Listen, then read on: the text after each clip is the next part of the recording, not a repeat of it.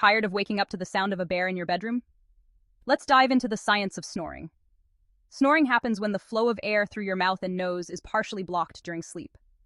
This causes the tissues in your throat to vibrate, creating that oh-so-lovely sound. There are a few common reasons for snoring, like having a cold, allergies, or even sleeping on your back.